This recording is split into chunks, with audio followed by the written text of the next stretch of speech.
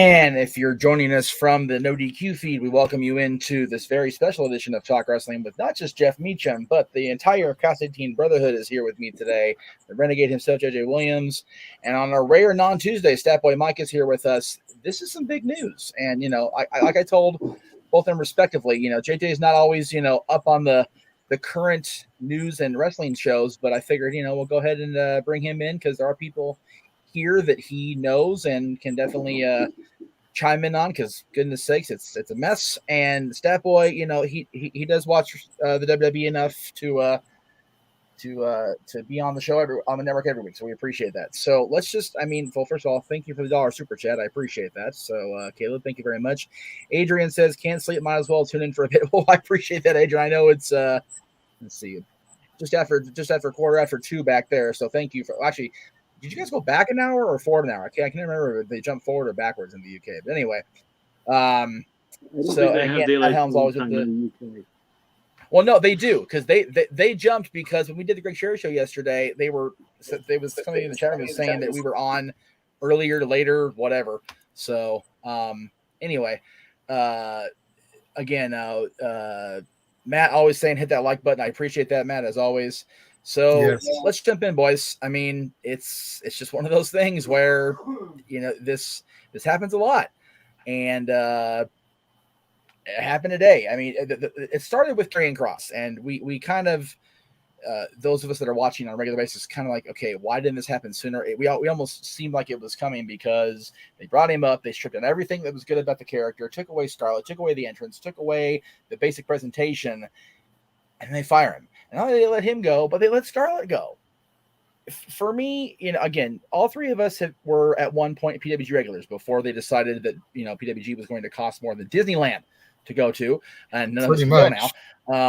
So I'm just throwing it out there. There is only one happiest place on earth in SoCal, and PWG is not the place. I'm sorry. Yeah. Country Pop Relief. It is not the Globe Theater in downtown Los Angeles. It is in Anaheim, California. So. Yes, Kyrie and Scarlet, we didn't get a chance to see them on the indies, because again, we weren't going to that at that point, but they have been talked about for many, many years. They were an Impact at one point, and Scarlet, has been one of the most talked about and most drooled after female superstars in recent wrestling history.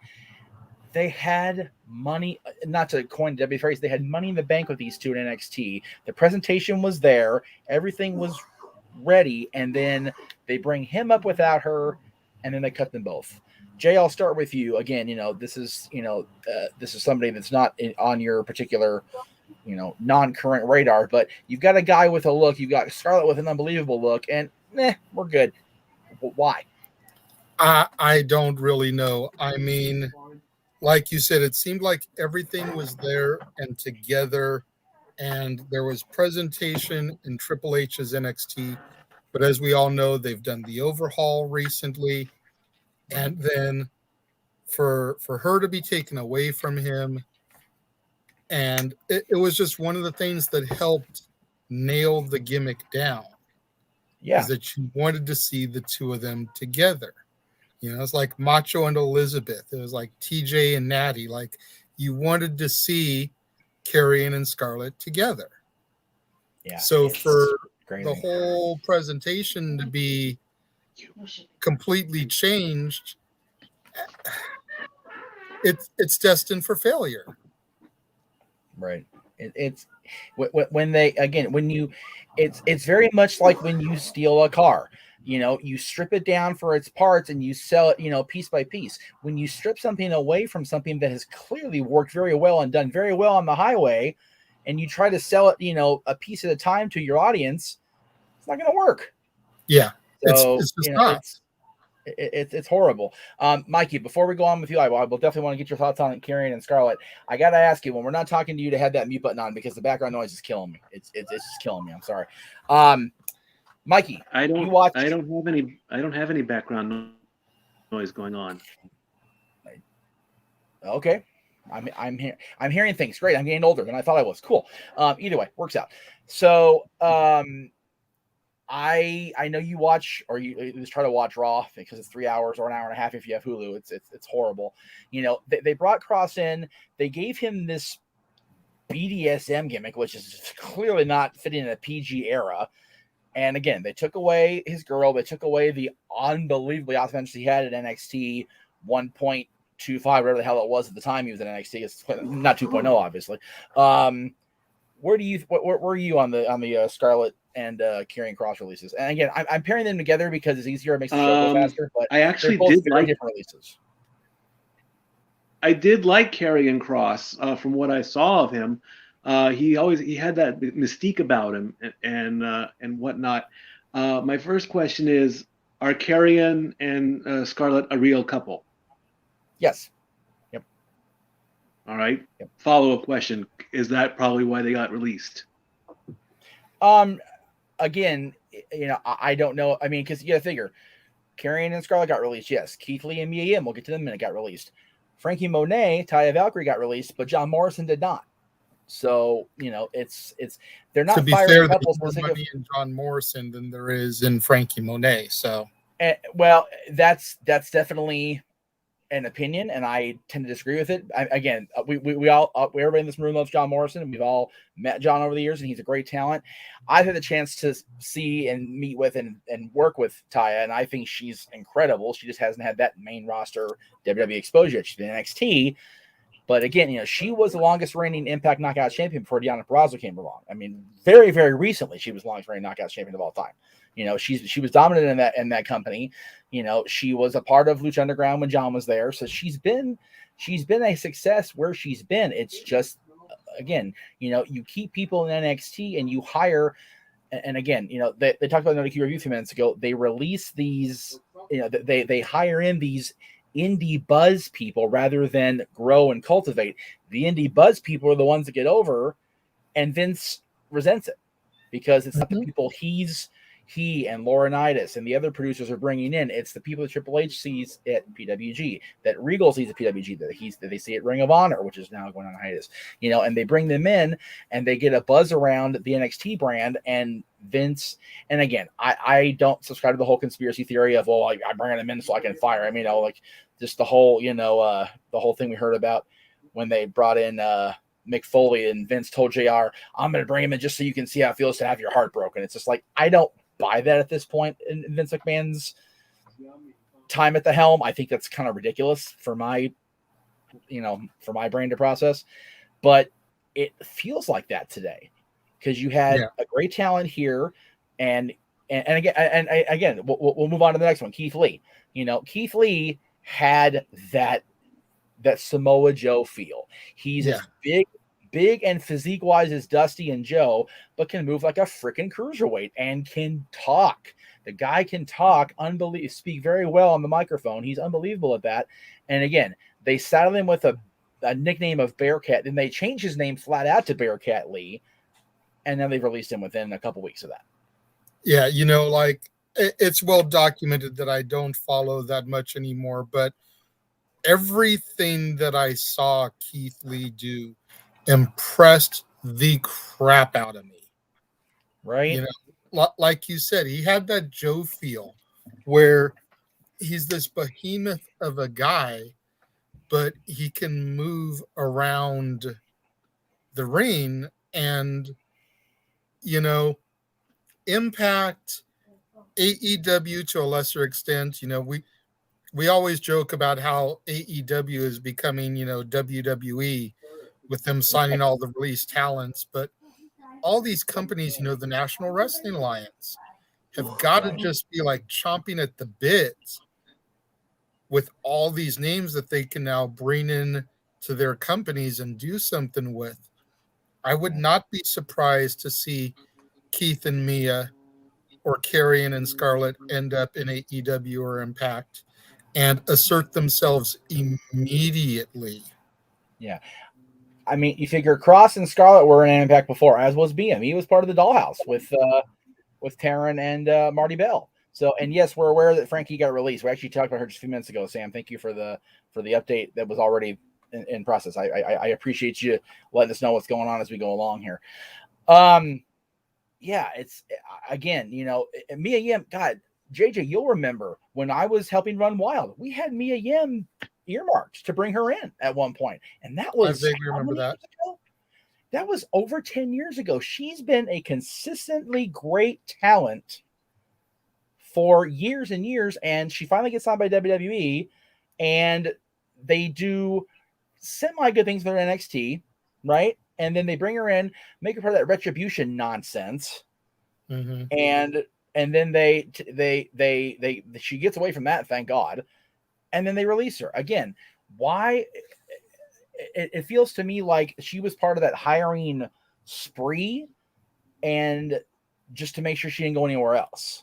And possibly, Tim last year has got a great point. You know, Keith Lee lost all his momentum when he got COVID. Yeah, plain and simple. As soon as he got COVID and he was benched for all those months, yep, he lost everything that he had going for him. Right. Yeah, it's one of those things where, you know, if you spend time on the bench, regardless of what the reason is, you're going to lose momentum and you're going to lose any sort of, you know, build you had, whether it's your fault or not. It's the nature of the business. Mikey, you know, you've been following the indies as long as both Jay and I have, to a certain extent, you know. So we saw Mia and we saw Keith Lee, you know, come up from, you know, the independent circuit, go into, you know, the bigger companies, go into NXT, and now into WWE. You know, another pair of talents just completely momentum either lost or never gained in the first place. Yeah. I can totally agree with what Renegade said there. I actually liked Keith Lee. I had no problems with him. I would have loved to see him with a title run. That would have been great.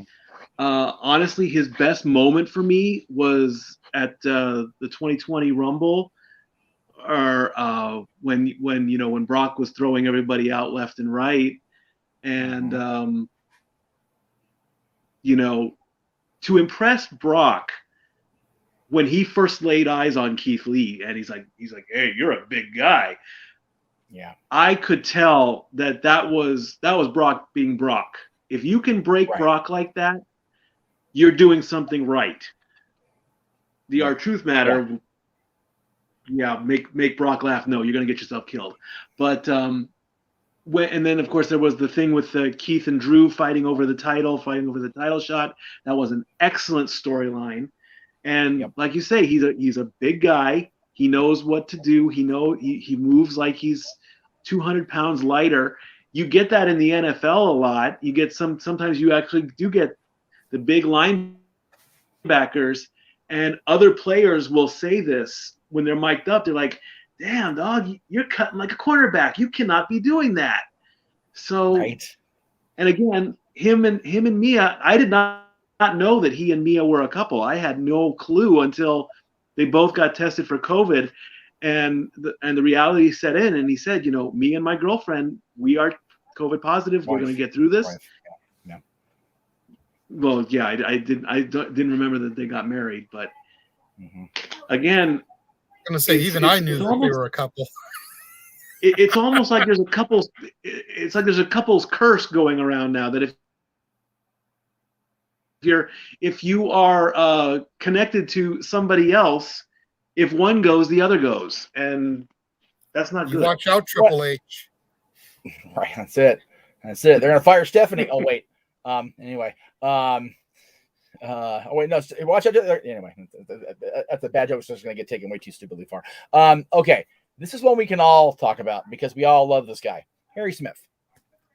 They bring him back and do dick with him. No TV, no nothing, and they let him go again.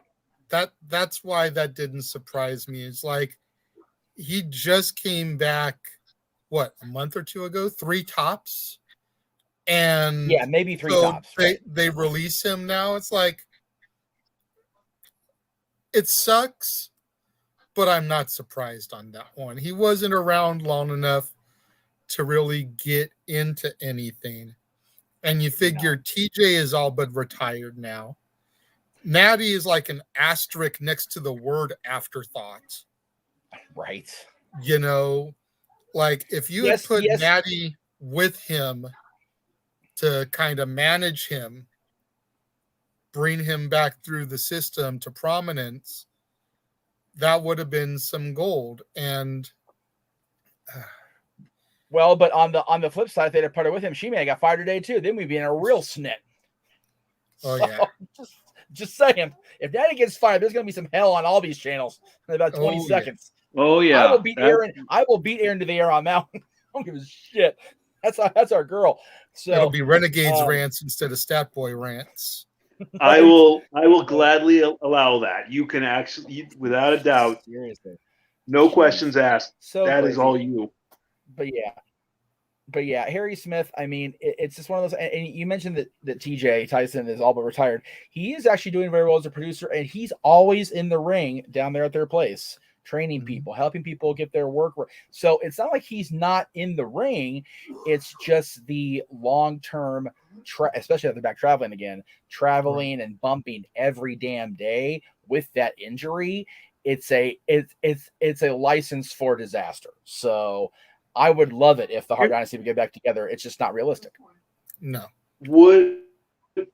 Are Natty and Harry Smith related through Bulldog's wife? Okay, so Natty is Jim's and Ellie's daughter. And because Ellie is Diana's sister, and Bulldog, of course, and Diana were married and created Bulldog Jr. Yes, Natty and Harry are cousins. TJ is related by blood, by marriage, because Natty and TJ have been boyfriend and girlfriend, husband and wife since about 1982. Feels right. Okay. So they're out of the womb into the relationship. Boom, that's it. They're done. They're pretty much. So, ever since TJ started coming around the family, they've basically been intertwined. Yeah, I mean, TJ and their cousin Matt were like this, and when Matt died, it was horrible for everybody. And not saying that anybody would replace Matt, but TJ kind of filled that void as a pseudo family member, and he was just around ever since. So, and of course, he and Natty fell in love and had so sweet, much to every other male fan of Natty's chagrin. But what are you gonna do?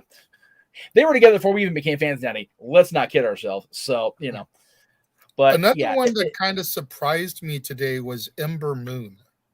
That one pisses me off, and it really does. Ember's such a doll. She's such a sweetheart. She's got that Booker T training, which, if you've seen people that came out of reality or wrestling, they are awesome talents that have come out of Booker's school. Another one, they changed the gimmick, and they let her out there with no life preserver. Just let her just flounder. And then they cut her. Such ridiculous. Yeah, she had that injury, and I was very surprised to have her come back. When the doctor tells you, you're done, you're not going to come back, there are two things you can do. You can pray hard and work hard and get back and get lucky, or you just don't go back. And she did the rehab and the whatever she had to do to get back, and now she's gone for it. All that work she did to get back has just been erased. Yeah.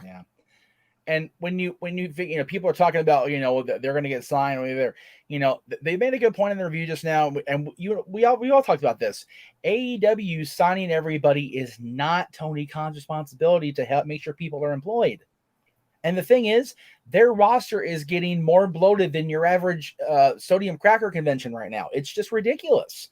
And if they want to bring in the people that got fired, if they want to bring in people like that, they've got to start taking people that they're doing nothing better with than having an occasional match on Dark or Dark Elevation. You go, you know what? We don't use you on Wednesdays and Fridays. We want to sign this person. Okay, bye. Instead of signing every damn buddy just because they can. You know? That's why I looked to Impact first, and I know Impact is still struggling to reclaim their identity after the Hogan-Bischoff administration. Right. From what I hear, things are finally starting to get back onto, things are really looking good for them again. Yes. Some of these talents, especially the women that were released, could really help them out. If you think about it, with those women, not only do they have a solid roster on Impact now, Mickie James is their champion again. Mm-hmm. Hello, Teacher as the champion, and a conduit to the NWA, which has an amazing women's division also. Just, again, they're talking about the partnership slowly, fading away, that forbidden door not completely closing, but definitely not being as wide open as it has been. But even still, if you go to Impact or the NWA, you have access to Mickie James. I can't stress enough how big that would be for any of these women that got released today, or any of the women at Impact, the NWA, or are on the bubble of getting released by WWE now. Yeah. I mean, the only thing better than that would be for Trish Stratus to get off Canada's Got Talent, which she's doing a good job. And her post today looked very nice. She's still looking as great as ever. But if Trish Stratus were to become a coach anywhere, game over for whoever she's not coaching for. Her and Mickie and, people like Natty, who, Natty, people don't realize Natty's been on television on the main roster for 11, almost 12 years now. Mm-hmm. God, is she that old? It's not that she's old. It's she's that damn good, and they're just not doing enough with her consistently over a long period of time. They push her to the moon, and then they have her fart, and then they push her to the moon, and then they have her do other stupid gimmicks, and then they put her in NXT to put Charlotte over, which was a great thing to do for them at the time, and then they have her with Tamina, which was golden for Tamina, because she looks leaps and bounds better. All three of us have. We can all agree. We've all crapped on Tamina quite a bit. And I think in this last year, again, Jay, you haven't watched near as much as I have, and I don't think as much as Mikey has even. Tamina has got me off of her case. Completely off her ass about the way she works. But again, Natty's now broken up from Tamina and doing nothing. Yeah. We briefly touched on this when we filmed earlier today about one of our topics. Natalie is a utility player. Yep, exactly. Wherever they need her, they can drop her in, and in the meantime, she can just be trotted out when necessary to do the occasional job and help put people over. But as soon as there's that little spark of something, man, they can throw her in a tag team, they can throw her in a major feud, they can give her the belt, and she's good to run with it. I would almost put her in the similar spot as R-Truth right now. Right? They really don't do a whole lot at the end of the day, but they're, you can count on them when you need them. Yeah, and that's the thing that bothers me. And again, we're going to get to more of the releases here, so we're not going to just stop. We're going to get more in just a second. They've released people that really deserve to have a roster spot. And I'm not saying the people I'm going to say right now don't deserve it, but they keep that 24/7 division going on both shows. And it's like, I love Spud and I love Akira Tozawa. And I really love Drew Gulak from our NW Hollywood days. And of course I love Truth, and Reggie is what he is. He's entertaining, but how does that division even sustain visibility? None of the hardcore, for I know WWE fans like it. I don't think the casual fans even give a shit about that title at this point. And yet they release people like Ember Moon and Harry Smith and Scarlet and Carrion and Keith and Mia. Now, somebody that did get released today, and Matt just brought it up. Oh, go, you I was good. He brought it up, and I was going to say two of the names that I'm not surprised about are the one Matt mentioned, if you want to throw that up, and Nia Jax. Yeah. Okay, so Eva we'll talk about first, because even you, who has been on the peripheral, were like, what? Why is she back? I was like, why the hell did they re-sign her? And I even said, when Dewdrop got put in the Queen of the Ring and Eva Marie did not, there was something telling there. That maybe Dewdrop was going to go back to being Piper and go back to being a more serious gimmick. But as soon as I saw that she was in the tournament and Eva Marie wasn't, I smelled something. Yep. Yeah. And it's Mikey, if you're going to cough, mute. God damn it. Sorry, boss. We don't need to hear you coughing up a lung. Sorry. I couldn't get to it next room. Anyway. So, yeah. And again, Yeah. I definitely smelled stuff. It smelled very much like rotten Pepto-Bismol, and sure enough, there she went. And as far as like John Laurinaitis, but we won't go there. That's a whole other 2-hour conversation. I was gonna say that's a whole other rabbit hole we're not going near. I gotta be at Alice in Wonderland in 2 weeks as it is. That's enough of a rabbit hole I'm willing to go down right now, for real. God damn him, Lord. With Eva Anyway, Marie, I met her. I met her back in maybe 2017 or 2018, and she was I still should gone, have right? asked. Yeah, and then of course about a year and a half, 2 years later, she comes back, and Right. I actually was one of the rare people because I didn't like what happened to her on Total Divas. I didn't like the way she was picked on. I didn't like the way she was bullied, if that's what you want to call it, by whatever Nikki and Brie did to her and all that garbage. And I said to her, I'm like, look, you are who you are. I told her that the storyline where they wouldn't make her wrestle or something would happen was pure stupid. And I could tell that she wanted to agree with me. I could see it in her eyes. She's like, you have no idea what they did to me back then. I hated it. And I said, deep down, you can wrestle. I saw you do it. And she was very, very polite, very sweet, very proper, and all that good stuff. One of the nicest people I think I've ever met. There is a selfie of her and I on my Facebook page, but her character wasn't going with anywhere. And you can't rehash the same story twice. Okay, they did it the first time with the wardrobe malfunctions, the diva stuff. I'm too good to wrestle. I'm this, I'm that. I'm pretty princess and whatnot. They did that before, and they tried to do it again, and the crowds, they let them know. They said, "Look, this sucks. It totally suks." Are we moving on to Nia now, or no, not yet, because I want to retort to what you just said. Two things. Okay, go ahead. You know as well as I do, being a fan of Big Brother, scripted television, soft scripting is a thing. Number one. Number two, Eva should not have been brought into the company as a wrestler the first time. She is a model. At best, she's an actress. At very, very least, she could be a stunt actress, a la Taryn Terrell that does that now along with wrestling. She's never going to be the person we want as champion. She's never going to be the face of the division. And for her to be brought back to get somebody else over, but by getting this person over, you stripped away everything that was good about her when she was at NXT UK. Counterproductive. Yeah, I was going to say pretty much the same thing. Nobody, I don't care if you're a school kid, I don't care if you're a billionaire, I don't care if you're a WWE superstar. Nobody deserves to be bullied. No. So I will always, be anti-bullying on that level. She never deserved that. However, like Jeff said, she never should have been there to begin with. No. And like I said, the bullying we saw on Total Divas, again, people outside of Hollywood and even people that aren't in Hollywood that have no idea how much these shows are soft scripted. I'm just saying. I mean, she came into the company when they had already gone PG.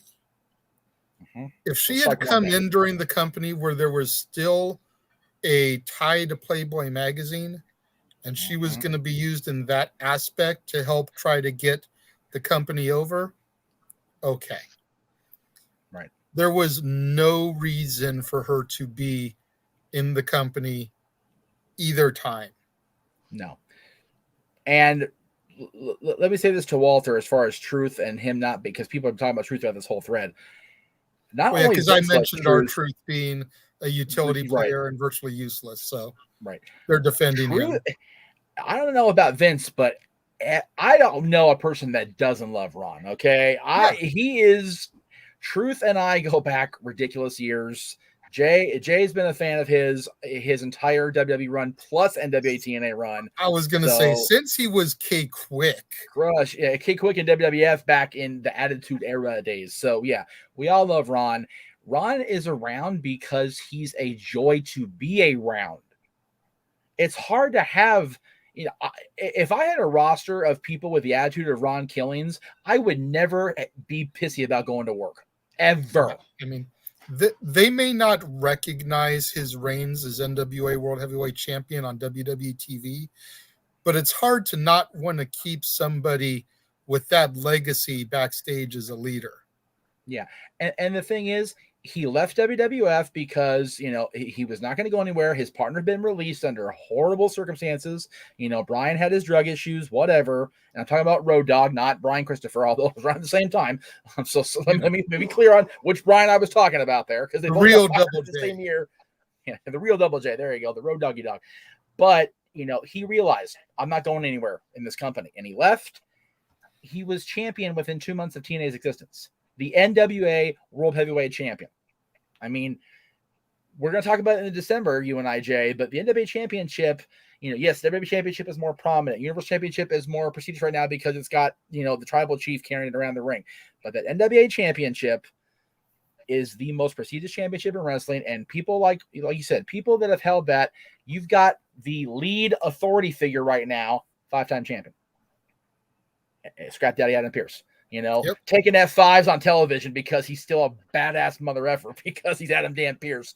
Ron Killing's R-Truth in the locker room because he's a locker room leader. So that's why R-Truth is around, not because Vince necessarily likes him. Although that meme that goes around every year, every day, shows that they can laugh together. So there you go.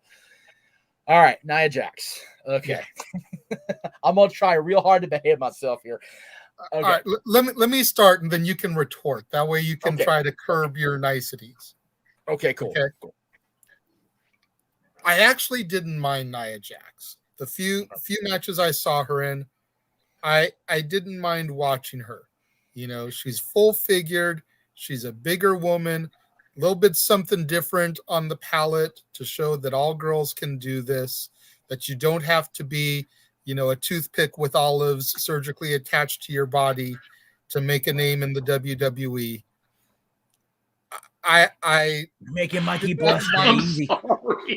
I did not mind watching Nia Jax, but now here's the but. ... She is well known for hurting people. She is an accident in the ring waiting to happen. And so when I saw that she was released, it did not surprise me because I'm sure multiple women have gone to Vince, Hunter, or that other guy who only has a name because he's the brother of a road warrior, and expressed their concern about being in the ring with Nia. And it's that time of year, man. I mean, got to make those cuts before the end of the year, before taxes. Tino DQ made a great point, and we talked about it on Renegades Recap, I think, or maybe off air. This is the anniversary of The Rock's debut. We are starting to think about that push to Mania and Rock coming in. Dwayne don't come cheap, y'all. Just slide that shit off the top, and you're good to go. Now, before Mikey goes, I want to say this. I will always die on the hill of the incident with Nia and Becky. Nia broke Becky's nose clean off her damn face, nearly, right? Because of that, Charlotte subbed in to face Ronda Rousey. Charlotte faced Ronda here at Staples Center here in LA. Ronda's backyard, and the majority of Staples Center, I think everybody but Aaron and I at that point, were vociferously against Ronda. And when Charlotte beat the crap out of her post-match, the entire arena turned on her almost, except Aaron. And I looked at Aaron and I said, she's gone by Mania because of what just happened. You can call me Nostradamus if you want, but Ronda Rousey had the match with Becky and Charlotte, and then she was gone. And we haven't heard a peep out of her except one appearance on the gaming show on the WWE Network, Peacock, whatever the hell you want to call it. If Nia Jax doesn't hurt Becky Lynch, Becky may not become the man as quickly, but Ronda Rousey would still have been in the company, and it could have been a whole different picture after WrestleMania that year. Quite possibly.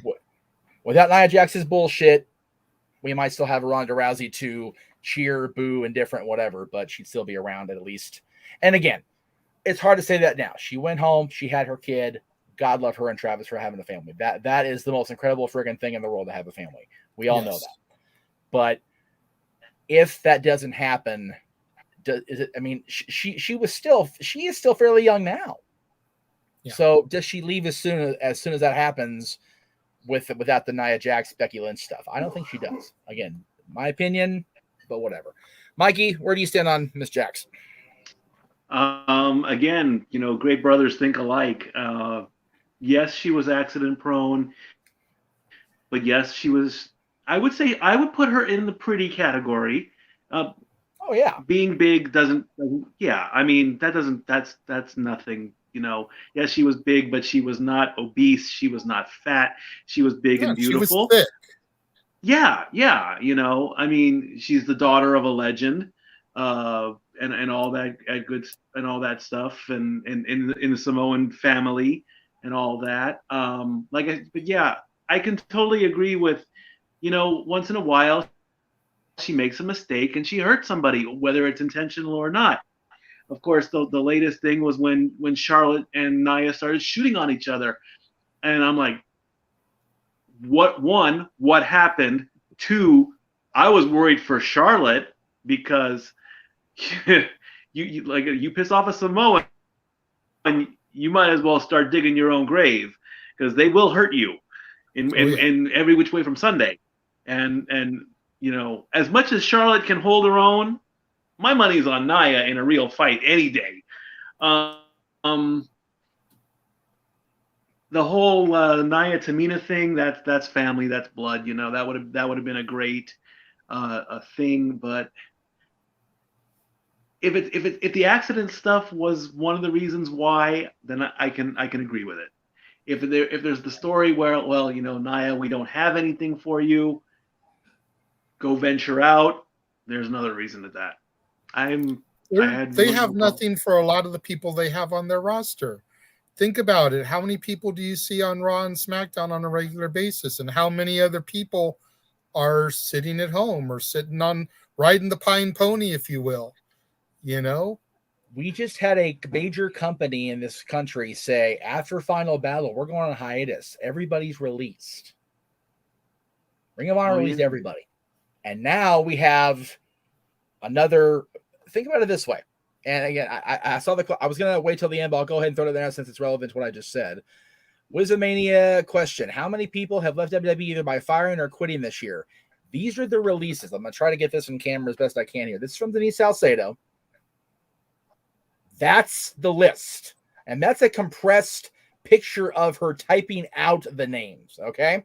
Jesus. That's a lot of damn names for 1 year. Mm-hmm. I dare say this is the most bloodletting year we've ever had in wrestling and WWE releases this year. And that's saying something. So I don't know where they're all going to end up. Again, Nia would be great in, I think. And again, you're not going to think of AEW, first and foremost, when this happens, because they are, for better or for worse, the number 2 company in the country right now, because they've got the TV exposure, they've got the talents, they've got the money, they've got everything they got going for them. So it's just one of those things where we have to wait and see. Do I want to see Nia Jax back anywhere right away? No, I don't. I want her to go somewhere, maybe even Uncle Off and Uncle Seekin, and get some serious reconditioning. Not physically, just better in the damn ring. It's ridiculous that she stayed around as long as she did. So I'm not trying to sound mean. I do apologize if I'm coming off as bullying or shaming or whatever, but it's just, she was dangerous. She was kept around unexplainably for the same reason they keep bringing Goldberg back. And again, I'm going to stand on my little perch here and bash the Billy Boy. Goldberg damn near legit killed The Undertaker in a match. And he still keeps his stats with the company. And he still works. What the actual hell? Nia Jax breaks a face. I say indirectly causes Ronda to want to bounce. She's kept around.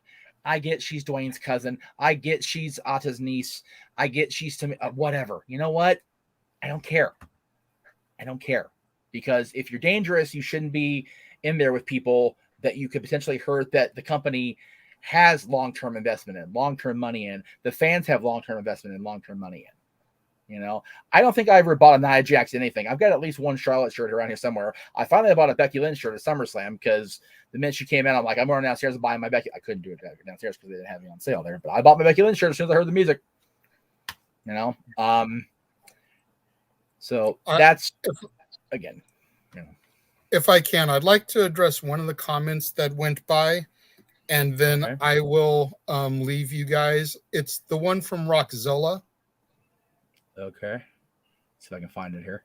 It says, so will WWE bring in more legends to boost the ratings on Raw and SmackDown? I'd like to address this one real quick before you start to get into the other releases, because the other people that were released, I'm not that familiar with, so I'll just part ways with you after this one. Mm-hmm. I don't think that they need to bring in more legends to boost the ratings. The ratings are fine. Do not be fooled. They are not losing any wars to AEW or to Impact. The only legend that I see coming in the near future is Dwayne "The Rock" Johnson. Yep. They've made no secret about the way they're promoting it on the network. 25th anniversary of his debut at Survivor Series. Do not be surprised if he makes an appearance at the show. And I've said it for months, start setting up the push to Roman for Mania. Yep. I will ask you before you go. You mentioned, I want to ask you about one more, Jay, and then I'll let you be. Again, Frankie Monet, Ty Valkyrie, you know, John Morrison's wife, for those of you that don't know that they are a couple also. Again, you know, she her contract runs out with Impact. She signs with NXT, WWE. They barely cultivate the character, really. I think she got one title shot after a decent little program with Robert Stone and them, you know, pushing her towards the top, and then that's it. She's gone. Mm-hmm. And people saying, you know, watch out for Morrison. He'll be next. Like, you know what? Morrison has a ready-made gimmick on his way back to Monday Night Raw now that Mike has stopped and dancing with Whitney on Monday nights. You know, Miz on his way back, and Miz and Morrison punk each other out again on Miz's way out to ABC. So that program is ready to roll, brother. Yeah. But I will say this. And there is one other one I want to comment on when you're done. Go for it. Okay. Much like last time with Miz and Morrison, they brought John back, had the feud with Miz over the title, and then John was gone again. Yeah. So do they keep him around after this latest run with the Miz is over? Do not be surprised if Johnny Impact, Johnny Johnny Elite, whatever becomes a thing here before the end of summer next year. Just saying. Touche. The other comment I wanted to address, and it's only because I was trying to think of the other person's name, Anthony Y. I wouldn't mind seeing Nia Jax versus Nyla Rose. Yep. I wouldn't mind seeing them as a tag team. Right. I was trying to think of Nyla's name while we were talking about Nia. I would like to see them as a tag team. Especially if Vicky stays the manager, because Vicky has such love for the Anawahis and the Anawahis for the Guerreros. So yeah, yes, please. Like people shit on Vicky still, and I don't blame them. We all love Vicky, but my God, that character is obnoxious as shit. But as a manager to two people that honestly don't really have that talking charismatic bug, no, Nia and Nyla. So I'm all right with it. Yeah, absolutely. They can start as a feud and then mold into a respect thing where they start to team with each other. But then, absolutely, I would love to see them as a team. Yeah, that'd be a great thing where they brought, Vader and Foley in there in 97. They touched kind of on their past. They hadn't teamed up with the idea that they were going to break them off and feud with each other. And then, of course, Vader had to go beat up at Kuwaiti and get himself in trouble. God bless Leon. They can do it here. They can bring Nia in, have them beef, have them team, and then eventually have some sort of something. And that's a great similar styles. You've got two, again, we all know Nyla's past for real. Let's not whatever. But, two, thicker sized women, just, beefing, just beating the crap out of each other. That'd be great. It would be awesome. So before you go, Jay, 2 comments that I think make you chuckle. WWE has released talents 6 out of 11 months this year. That's crazy. Insane. I've been a fan for 31 years. You guys have been fans for at least 20. That's absurd, like for real. And another great point, and they're not wrong. WWE is starting to have talent this year to make staff for a new company. It's like, if I'm sitting there with Tony Khan money and these people aren't getting signed, I'm going, I'll take you. Thank you, my new company. Hello. You know what? I saw a comment from Eric Bischoff today that said that if he had the ability, he could start a company tomorrow and basically bury AEW. Yep.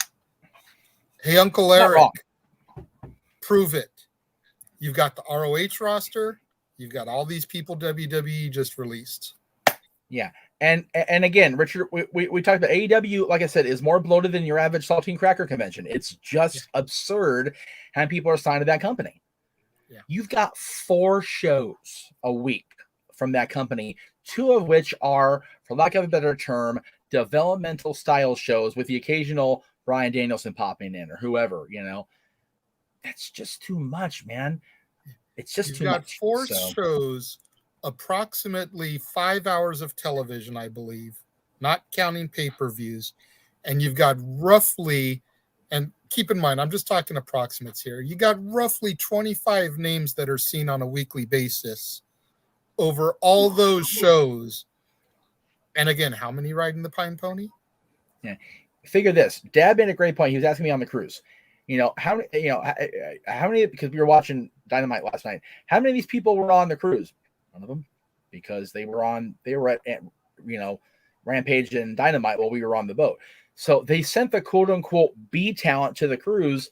There were no B talents, man. You had Colt Cabana, you had the Dark Order, you had everybody that wasn't involved in a major program for those shows that were going to be on TV that week on the ship with us.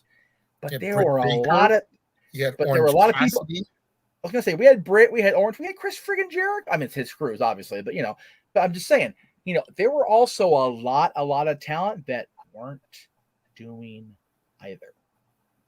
Mm-hmm. So why are we signing people to not use them? Are we Vince McMahon 10 years ago? Are we WCW 25, 30 years ago? I don't think we should be. So. And again, I know you're going to go, but the other names, yes. I'm not trying to discount their importance. I just don't know enough about them to really get going. Orny Lorcan, of course, NXT stalwart, NXT Tag Team Champion, great talent. He'll land somewhere in a hurry, probably overseas. He'll probably go home and do that. Again, Jessie Kamea, saw her briefly. Zeta, Ramir, Trey Baxter. Trey Baxter actually has already been announced for GCW. He's going back to where he came from, the GCW. So it's like, good on him, man. He's already got another signing in there. Anthony Wise got another great comment here. I'd like to see Triple H sell his stock and start his own company. That would be good shit, pal. And you know what? If he wasn't a McMahon-in-law, I think he'd have the balls to do it. Yep. But he won't, because he is. You haven't mentioned there's one pairing left, and that's Lucha House Party. Well, I'd honestly forgotten because I scrolled down. Yeah, I find it funny that Samurai Del Sol debuts on Dynamite last night, and then his 2 partners all of a sudden cut to that. I found that kind of interesting. Actually, Grand Metalik asked for release and was granted it. So. I think if they head back home, if they want to head back home and head down back to Mexico, they will be greeted with open arms, I believe. Again, well, with Lucha House Party, I was wondering when it was going to happen because they put them in tag team turmoil matches, tag team gauntlet matches. When you don't see them performing and they get relegated to that and they're like the first team out and the second team eliminated, they're on their way out. So yeah, it's one of the, if if Samurai Del Sol can get over the Twitter lashing he got today for the stupidest damn thing I ever saw in my life, yeah, that I saw too. I'm not going down that hole because honestly, you know what? I feel how I feel about it, and Greg, I talked about yesterday. I don't want to get another freaking whatever, but I personally think that if Samurai Del Sol has continued success on Dynamite or Rampage or AWTV, the other two guys may come over, but again, they're recycling a gimmick that has been mid-card at best for how many years now? Why do that? Why not, like you said, Mikey, go home, or I think that came out case, wrong. go south of the border and just pick up where they left off and just kick some serious ass and do business again. So, I think if they took the gimmick to AEW, it would be over like Rover. I mean, again, we joked about it earlier, but think about the likes of like Jungle Boy and Luchasaurus. You throw the Lucha House Party in there too, like that whole thing could really get over. A little stable there going. And we all know really how much AEW loves stables right now. Let me clarify. When I said go home, I meant that in the wrestling term, not leave the country. And yeah, I just want to. I just thought of that. That might come off as bad. I did not mean it that way, but I do believe that if they go down to the wrestling leagues in Mexico, where masks and traditions go way back years, they will be welcomed and used properly, I believe. I just wanted to say that. And Jay, to counter to your point there about joining the Jurassic Express, AEW has an amazing lucha team. They're the World Tag Team Champions right now. You know, the Lucha Brothers. So I again, you know, the problem. It's not a bad problem to have. Let's not be, you know, wrong about that. It's not a bad problem to have a wrestling market that is oversaturated with talent that is, you know, readily available. And, you know, like you said, you know, Bischoff said he can start a company. Dude, Eric, you got at least 20, 25 people leaving Ring of Honor now, and another dozen or more released by WWE just today alone. You know, more than half of this year, there's been releases at least once a month. So just, you know, please do it. And if you're not going to, you know, Renegade, again, you said you're going to maybe Impact, you know, I mean, maybe they can go back to the Team USA, Team Canada, Team Mexico, you know, the World X Cup stuff that they used to do back in the day. There's a lot of talent from these rosters that could be placed into those type of teams. Yeah. This comment I like, and we'll leave it at that because I need to get off the air. I need to go eat dinner, and I quite frankly have to pee. Yeah, me too. The recently released Briscoes in AEW, dude, I would pop on that. My God, the Briscoes are insane. We've all seen Jay and Mark at some point. I've never been a fan of the Briscoes. I'm not a fan of them. I'm not a fan of them and their attitude. And personally, I've worked a show where they no-showed. I'm not going to lie about that. So I've attended many a show that they no-showed, which is always a bitch as a fan. It's terrible. They started to get as bad as George Jones there. You know, he used to be dubbed No-Show Jones. They were the No-Show Briscoes. Right. But the thing, when they do show up, you know, it's like Roman's shirt. They arrive and wreck shit. They cause a ruckus, good, bad, or indifferent. It's crazy. It's gonna be something to see. I look forward to it. Like I said, I know people have met Jay and Mark and they have their interaction with them. I've not been personally interactive with them on good terms most of their time, but I said the same thing about Kevin Steen. And now, you know, my opinion of Kevin Owens as a worker is completely different than it was when he first signed with WWE. So, you know, it's like they were saying on the No DQ. It's about separating the character from the people. I don't like the people. It doesn't mean the characters aren't over like Rover. So in that vein of promoting, you know, shameless promotion and cheap pops and whatnot, I gotta give JJ a plug here because he has a great another movie coming up tomorrow on the No DQ. Wow, I need to go to bed for real. The Renegade review, Jiminy Christmas, and we are replaying that tomorrow on this channel, the Jeff Meacham Network. I thought I connected it to the Casa channel, but I didn't for some reason. So my bad on that, Jay. I apologize. I'll go ahead and try to make sure I get the plug out anyway. So at 6 o'clock Eastern, 3 Pacific tomorrow, you're gonna review Nothing in Common, starring Tom Hanks, and in his final movie role, Jackie Gleason, the curmudgeonly old fart that he was, and probably still is up there in the great movie sky above there. God bless Jackie. And we're going to replay that at 4 o'clock, 7 o'clock for you East Coast kids. That's tomorrow. Tom Hanks month, all month on the JJ's channel. It's going to be awesome to watch. We all love Tom Hanks on this channel, so it's going to be great to see. The next time the three of us are together on screen will be 2 weeks from tomorrow, as we review the Disney favorite of mine for sure, Saving Mr. Banks, and that'll be the day after the kiddo and I are at Disneyland. So as I'm recovering from no sleep and trying to watch that show and help navigate the chat room, we will be on with Saving Mr. Banks. That's again 2 weeks from tomorrow on the Renegades Reviews. Dads all month. We've got Pixar show next week, the Undertaker show in 3 weeks, which we just did today actually. So time for Jeff to edit again. But great stuff. Stat Boy Sports Bar is going to be good on Tuesday. We're going to cover the end of the World Series, which ended the way it should have ended. You cheating Houston bastards, you. Go Braves.